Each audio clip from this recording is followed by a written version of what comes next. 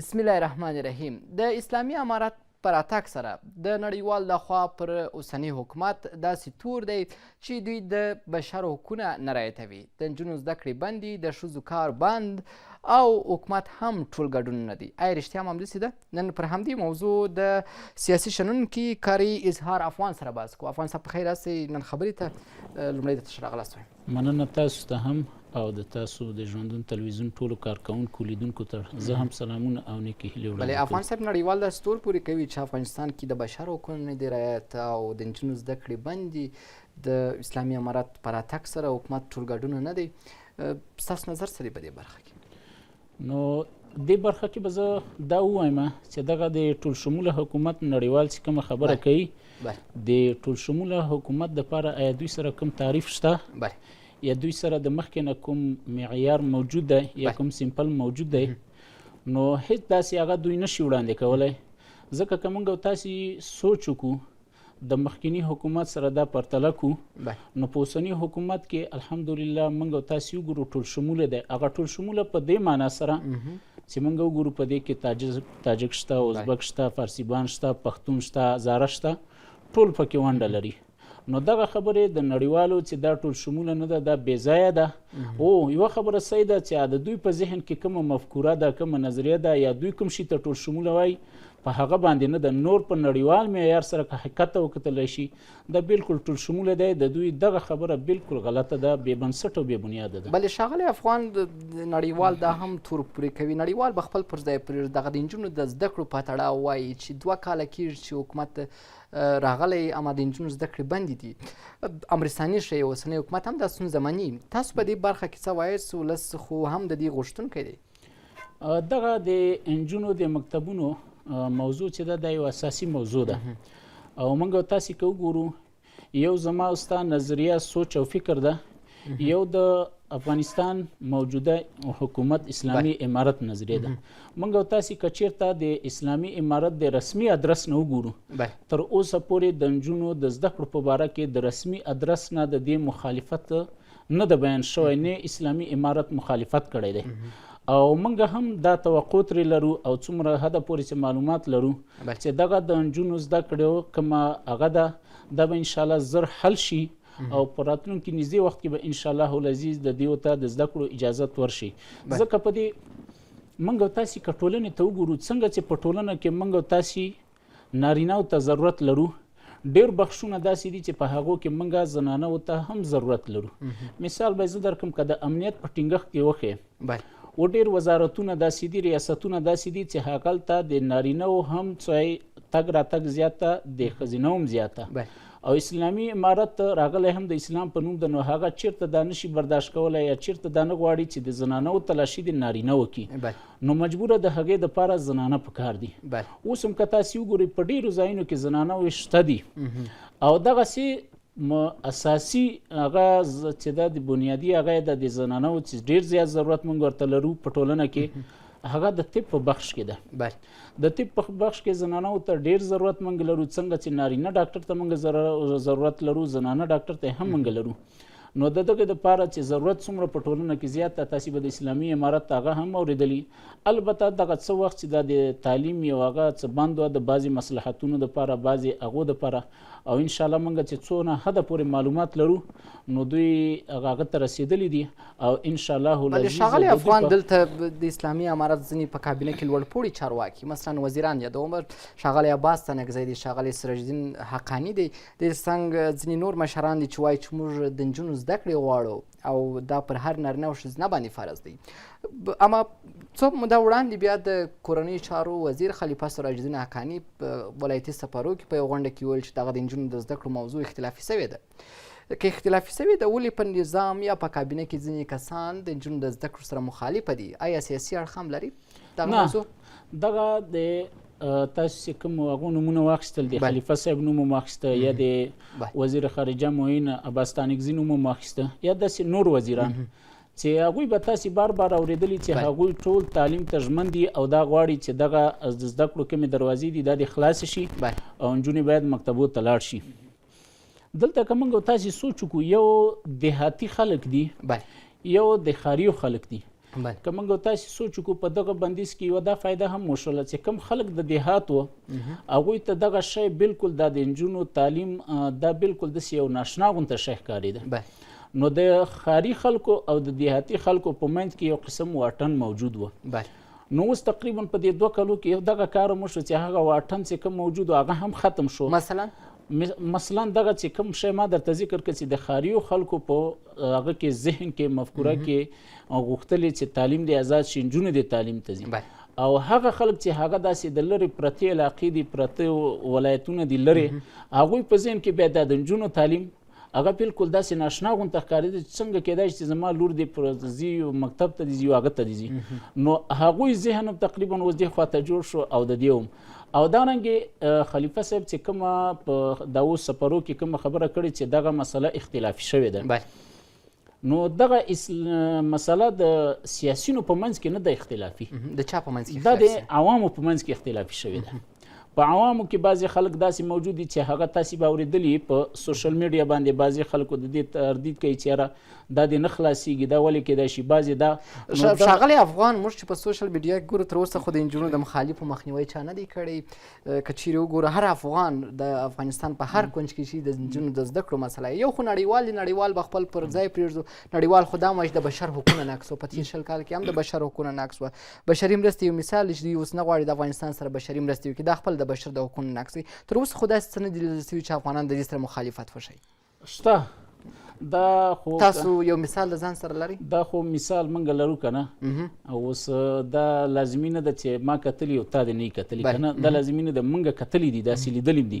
حتی بعض ځای ته که موږ تلي ما درته ویلې چې لرې د دیهات علاقو خلک چې دي هغوی د دغه شي داسې هغه نه و، خو اوس الحمدلله په دې کال نیم کې چې دغه موضوع لا اوچته شوې ده، نو دغه خلکو په منځ کې چې کوم واټن موجود و هغه ختم شو، او انشاءالله موږ د دې اطمینان درکوو چې څومره حده پورې موږ معلومات لرو نو دغه ستونزه انشاءالله حل کېږي. بلې د نړیوالو کومه خبره یا کومه ادعا چې کوي یا کوم تور چې پوره کوي چې د نجونو د ښځو حقونه نقض شوي دي، رښتیا هم دغه شوي دي د نجونو د زده کړو؟ دا خو موږ تاسې که وګورو د خپل نظام مخکې ته ګورو چې تېر نظام څنګه و اوس څنګه ده. یو د ښځو اساسي حقونه دي، هغه خو تقریبا مثلا د ښځو اساسي حقوق څه شي دي ښاغلی افغان؟ د اساسي حقونه د ښځو دا دي میراث مسله ده، دا اساسي چې دا خدای هم حق ورکړی دی، پیغمبر هم ورکړی، ټول مذاهبو دې ته حق ورکړی، راځم پې باندې دا یې ورکړی دی. دا تقریبا د هغه وخت نه تر اوسه پورې دا هغه وه، د ودو مسله وه، د ولور مسله وه، دا ټول اساسي حقونه دي چې دا عام په معاشره کې ښځو ته نه ورکول کېږي. نو د ټول نه اول بنیادي حقونه ده ځکه د سړي ژوند د دې سره جوړیږي. نو او یو هغه حقونه و چې کوم نړیوال نارې وهي، نو په هغو حقونو تاسې مخکې خپله ذکر کړه، نړیوال خپله په هغو باندې خپې ایښي، ځکه موږ تاسې لیدلي په دغه میډیا باندې زنانه چې کوم راغلل کوم قسم خبرې به یې کولې چې هغه موږ د بیانولو هغه نه لرو. نو په هغو وختو کې چې د ښځو په حقونو باندې څومره سترګې پټې کړې شوې، اوس الحمدلله اسلامي امارت د ښځې خو څه کوي، د یو وړکي ماشوم د یو فرد حق ته څو ژمن دی، خو د اسلام په چوکاټ کې د اسلام په دایره کې بعضې شیان به تر اوسه پورې د وخت تقاضا داسي. نو انشاءالله چې دغه حقونه به نه ضایع کېږي او د نړیوالو چې کوم تورونه دي هغه په هر بنیادي هغه ښاغلی افغان دلته که وګورو سعودي عربستان هم یو اسلامي ملک دی، قطر هم اسلامي ملک دی. اوس موږ وایو چې اسلامي نظام راغلی دی، آیا مخکنی نظام اسلامي نه و چې د نجونو زده کړې شروع وي، نجونې خپلو مکاتبو ته تله، خپلو پوهنتونونو ته تلله او د ترڅنګ عصري علوم یې هم ویله؟ مخکنی نظام اسلامي نظام نه و، د ترڅنګ جمهوري نظامونه دي په نورو هیوادو کې هم شته. نو دا عجیبه خبره ده، موږ چې ده دا دین چې دی دا په افرادو نه پېژندو، دین چې ده موږ په اساس او بنیاد باندې پېژندو. موږ هر چا دپاره خپل یو دلیل ده، موږ د هیڅ یو حکومت هغه نه کوو چې دا حکومت داسې ده یا داسې ده. موږ خپل نظام دلته چې کوم شعار د افغانستان اسلامي امارت ورکړی دی او دا 20 کاله د دې دپاره تیر کړه د اسلامي نظام دپاره، هغه اسلامي نظام دپاره معیار هغه نه سعودي دی نه نور هغه ملکونه دي چې په هغو کې جمهوري نظام رایج دی. دوی دپاره خپل نظام او په خپل نظام په جوړېدو کې یا د خپل نظام په نافذ کېدو کې افغانستان اسلامي امارت هیڅ چاته د مداخلې اجازه نه ورکوي او موږ تاسې وینو چې ورځ په ورځ نظام په ښه طرف ته روان ده په هر لحاظ سره. نو که مخکینی حکومت موږ روا کړو جمهوري نو هغه هېڅکله اسلامي نه و. مثلا څه ډول اسلامي نه و؟ ټولو هغه د ښځو حقونه که ووایو د نړیوالو پر شان یا زموږ د افغانانو پر شان وایي د ښځو حقونه مو ورکړي وه، ښځو خپل کار کوئ، زده کړې کولې، دې تر څنګ هر یوه د خپل غږ اوچتولی سئ د رسنیو د لارې د بیان ازادي وه. یوازې د ښځو زده کړې ته به هم نه ګورې که نه، د هر شي دا به ومنو چې فساد هم و. نه، فساد خبره دا ده، غصب اوج ته رسېدلی و. په اسلامي نظام کې غصب نه وي. قتل قتال اوج ته رسېدلی و. په اسلامي نظام کې قتل قتال نه وي. د مظلوم غږ دا هیڅ کله نه پورته کېده، نه چا اورېده. د مظلوم غږ اوس پورته سوی دی ښاغلی افغان؟ اوس الحمدلله اوس نه ده. تاسې په خپله کتلي په اوسني نظام کې د یو عام سړي، د یو مظلوم سړي، د یو عادي سړي، د یو کارمند سړي د ټولو غږ یو شان پورته کېږي. مخکې چې و، مخکې دا شی نه و. حتی که ته به یو اوزې ته تللې، اوزې ته چا نه تللې، داسې به و چې چاته به د غږ پورته کوو هغه به خپله در سره کوو. اوس مظلوم به و، تا به په قید کې یو سړی و، ته به چې ورغللې تا نه به د 10,000 روپۍ ډالر هغه کېده مطالبه، تا به که غږ پورته کوو، غږ به دې څنګه پورته کوو چې چاته د شکایت کوو هغه به په دې 10,000 روپیو کې شریک و. نو چې هر کله دغه ټول شیان نو دې ته څنګه زه اسلامي ویلی شم؟ اسلامي نظام خو دې ته وایي چې قتل قتال نه وي پکې، وینه تویدل نه وي پکې، غصب پکې نه وي، غلا پکې نه وي، د خلکو حقوقو نه ضایع کېږي پکې. دغه ته اسلامي نظام ویل کېږي. نو دغه که موږ ټول وګورو په تېر جمهوریت کې دا ټول نقص کېدل. بله ښاغلی افغان، څه موده وړاندې په همدې سټوډیو کې د اسلامي امارت یو پلوی چې سیاسي شنونکی هم دی ښاغلی توریالی همت په خپله خوله یې ویل چې په اوسني نظام کې هر ډول اشخاص ته فساد کوي، غلا کوي، رشوت اخلي، ان در دې چې د ولس پر حقونو یې پښه هم ایښې ده. تاسو خپلو خبرو کې یادونه وکړئ داسې څه نشته؟ نو تاسې د کوم شخص نوم واخیسته، ما تاسې ته اول یو خبره او دا هم وایي چې په ثبوت سره زه ښه یم چې میډیا ته چې دغه کس دی په نظام کې دنده لري. خو دا خو زه تاته وایم چې ما تاته ویلي چې موږ که اسلام دی او که دارنګې نظام ده، نظام موږ په افرادو باندې نه پیژندو، نظام موږ په اساس او معیار باندې پیژندو. موږ اسلامي نظام به حیث اسلامي نظام پیژندو، به حیث په افرادو نه پیژندو. تاسې چې د کوم کس نوم واخیسته هغه وایي چې زه په دې هغه کې وینم، تاسې وینئ تقریبا د تېرې ادارې ډېر کارمندان، ډېر خلک موږ سره شته په ادارو کې. بعضې ځایو کې که فساد کېږي، یعنې بعضې ځایو کې که کېږي موږ نیولي دي، تاسې لیدلي دي، اورېدلي دي، میډیا ته هم شو کړي، نو هغه د دوی وراثت نه همداسې راپاتې دی او انشاءالله دا به وخت بله ښاغلی افغان، په هر صورت راځو دې ته په اوسني وخت کې د نړیوالو په شمول د ګاونډیانو او د سیمې هېوادونو سره د اسلامي امارت اړیکې څنګه ارزوئ؟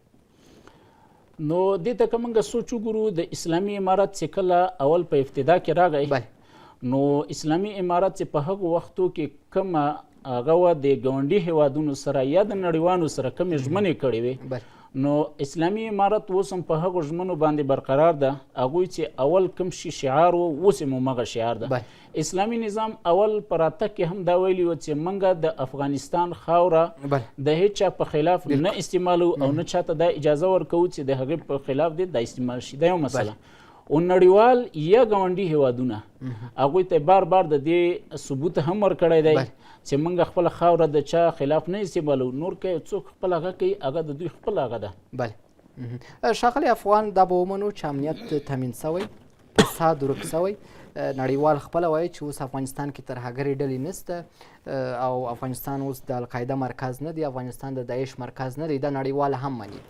آیا اوسنی حکومت چې کومې لاسته راوړنې لري د دې ترڅنګ په اقتصادي برخه کې بسنه کوي او د دې ترڅنګ د ټولګډون حکومت یادونه مو مخکې هم وکړه، اوس مو هم وکړه، د بهرنیو چارو سرپرست وزیر ښاغلی امیر خان متکي که ستاسو په یاد وي څه موده وړاندې ویلي و چې موږ داسې ټولګډون حکومت نه غواړو چې په هغه کې فساد وي، مثلا یو سفیر یا یو وزیر د ایران، بل د بل هیواد، بل د بل هیواد.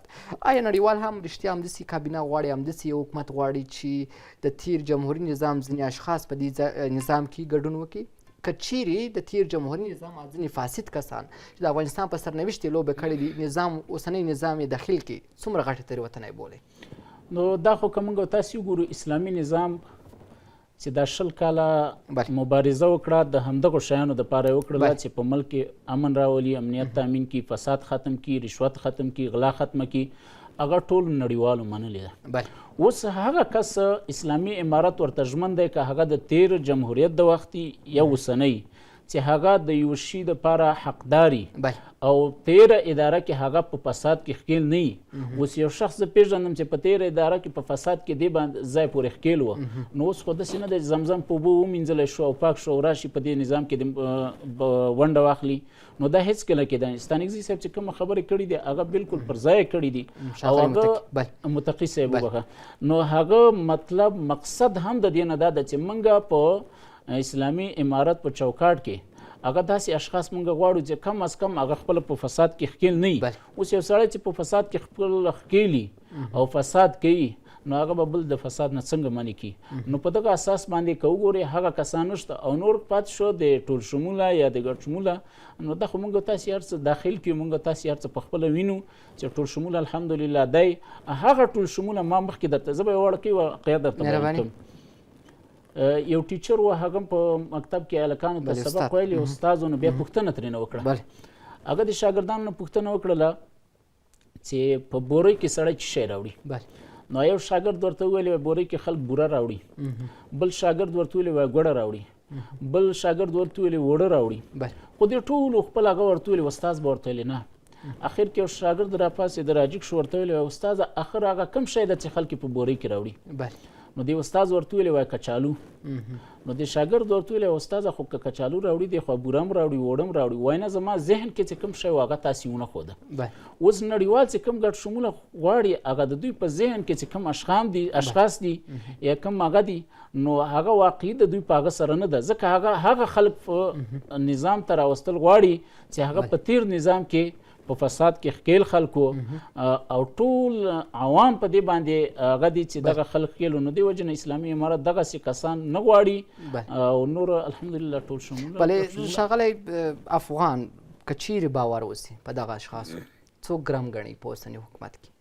حکومت ولې ګرمه ګڼي؟ که چېرته په دغه خلکو باندې باور وشي هغه کسان چې د افغانستان په سرنوشت لوبې کړي دي، نو یا که چېرته دوی داسې باور پرې وکړي چې تضمین ترېنه اخیستی هم په غټه سطح باندې، نو بیا کېدای شي. او که چېرته داسې نه وي او وچ پوچه راشي، خو نه اسلامي امارت په داسې شیانو باندې نه دوکې کېږي او نه ځان پکې ښکیلوي، ځکه اسلامي امارت الحمدلله الله تعالی ډېره ناشنا مفکوره سوچ نظریه فکر ورکړی، هغه ډېر مخکې سوچ کوي. نو اول خو موږ بالکل دا فکر نه کوو چې دوی داسې تېروتنه. بلې ښاغلی افغان دلته ګاونډیان یا ګاونډی پاکستان کله کله افغانستان ته ستونزې جوړوي په یو په بل نامه چې افغانستان اوس د ټي ټي پي په مرکز بدل شوی دی. د اسلامي امارت چارواکي دا په کلکه توګه ردوي چې پاکستان ښاغلي مجاهد خبرې به تاسو اورېدلې یا په ټویټر پاڼه چې کوم خپره کړې اعلامیه ویلې وه چې پاکستان د خپل امنیتي برخه په خپله مدیریت کړي. د پاکستان دغه تورونه ته څه ځواب لري؟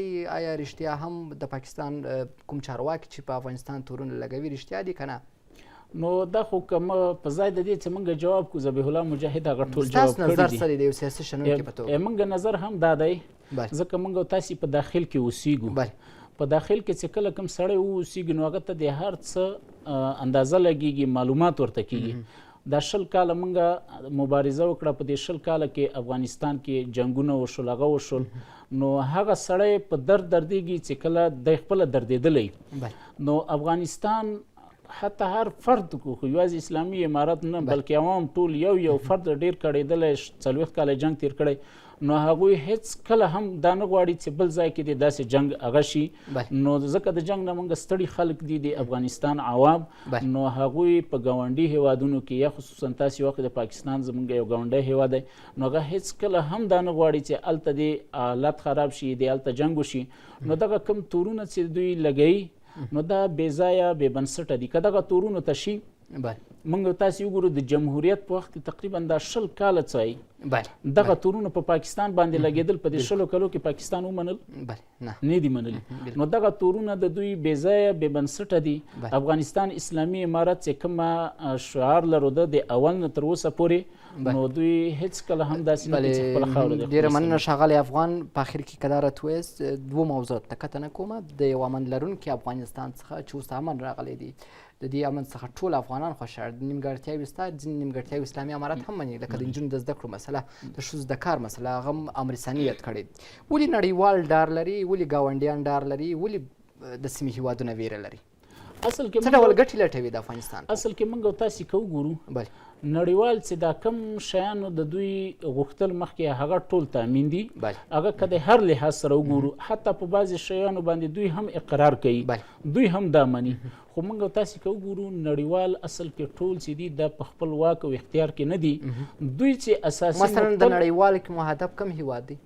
نړیوال مجموعه کې به درته وښیم مجموعه کې مشخصا مشخص یې نشم درته ویلی بله. هغوی چې شی ده هغوی صرف دا د اسلام ټکي سره هغه لري بانه یو شی کوي بل شی کوي خو اساسي هدف مو ګاونډیان دي که نور هیوادونه؟ هغه ته خپله پوهېږي اساسي او بنیادي وجه د دوی چې شی ده د اسلام د ټکي سره دوی د هغه لري دوی هېڅکله دا نه غواړي چې سل په سله دې په یو وطن کې اسلامي نظام نافذ شي ځکه موږ او تاسې ګورو ډېری دولتونه داسې دي چې صرف د اسلام نوم پکې پاتې دی خو نور کړنې ټولې د اسلام خلاف دي.